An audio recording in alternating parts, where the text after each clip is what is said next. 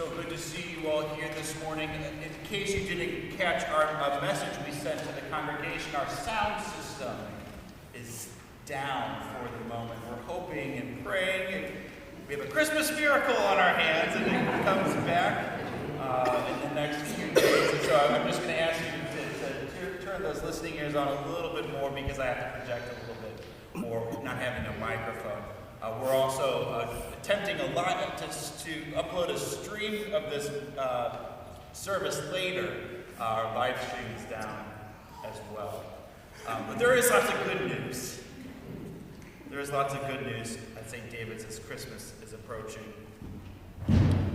I got to talk about good news with a parent of the day school earlier this week at one of our Christmas concerts. She told me she was expecting a child to be born in March. And so that, to me, opened up the door to talk about names for babies. Do you have a name? What are you thinking? I feel like I'm pretty good. Sarah and I did a good job of naming our two kids. I think Henry and Clara. I'll tell you more about their names in a moment. So I suggested a few to her. She's got one girl in the day school already. I thought maybe it's a boy, so maybe Ellis. That's a nice strong name. Maybe Oliver. Good name.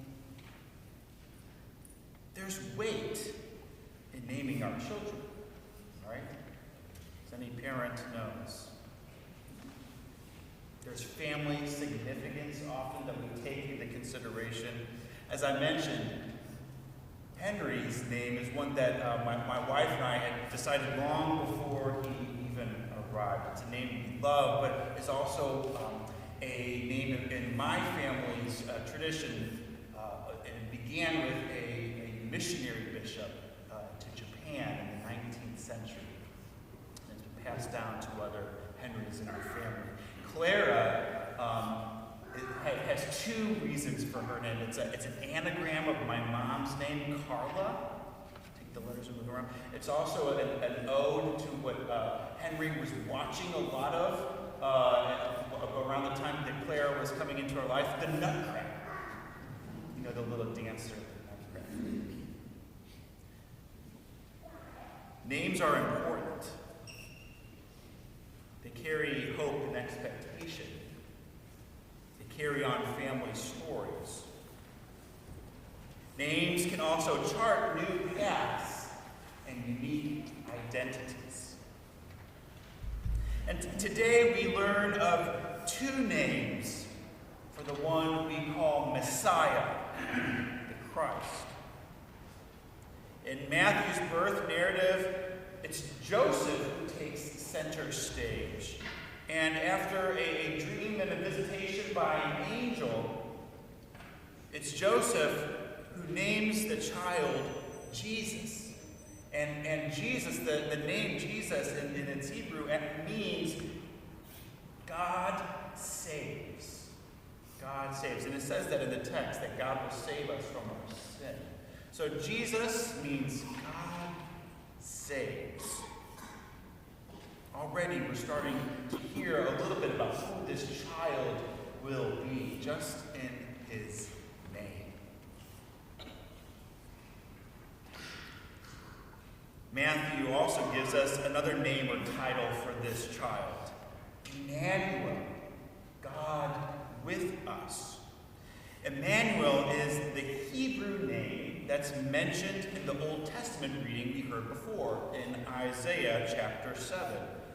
And in the context of that reading, Israel is under siege from foreign enemies and threats. And Jews are being killed and displaced. Times are tough. And Israel's king wants to rely on his own strength to persevere. But God has different plans. It wouldn't be a king, an earthly king or warrior to save them, but a child.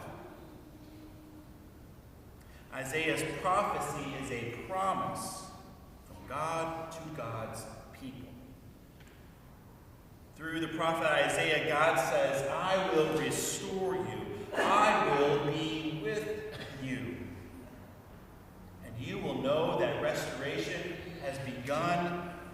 child has been born that will save you.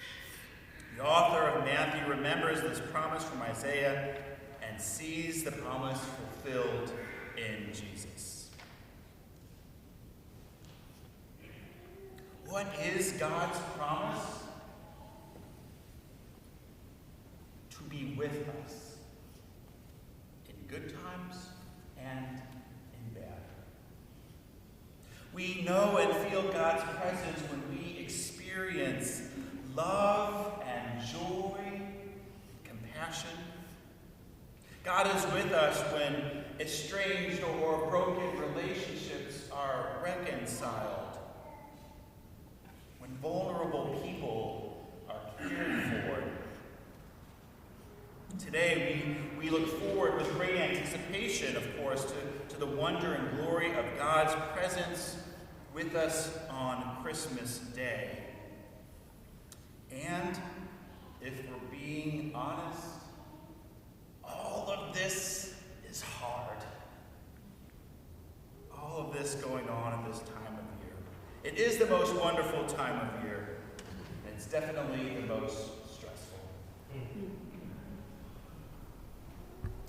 This past week in particular, I think felt a little more weighty with some of the events happening in our nation and around the world. In hard weeks like this, it might be difficult to feel God's presence with us. Where is God in a mass shooting on a college campus? Was God with Jews targeted on an Australian beach celebrating Hanukkah?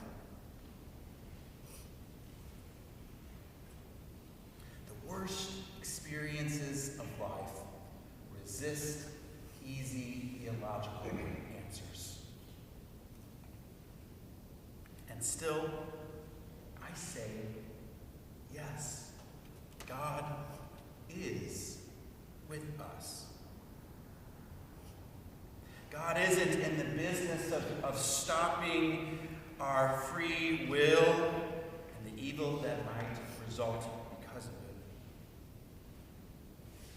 But God is in the business of being present when we respond to disasters with compassion and courage. God is with us in hard moments. Think of Jesus on the boat in the storm with his disciples. They're asking, Jesus, what are you doing? Why are you sleeping? Do something. You're here with us. And Jesus says, do not be afraid.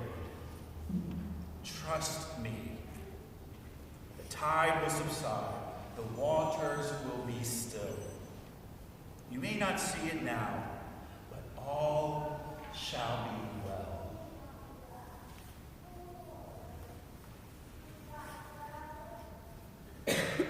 God chose in the incarnation to be with us through it all.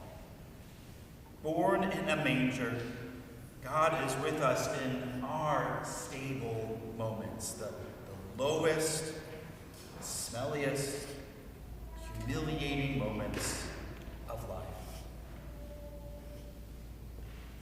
Yet in this lowly moment, in this holy moment of the stable, God becomes one of us.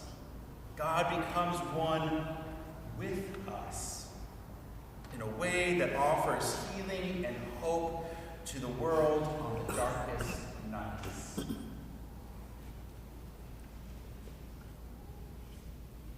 This is what we wait for every Advent season.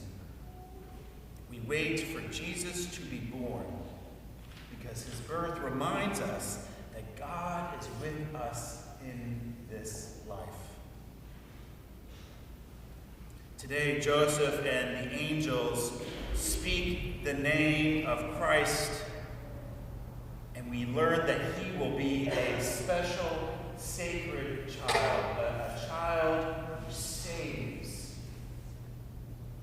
a child that shows us in his life that God is with us. joys and wonder, and in the sorrow.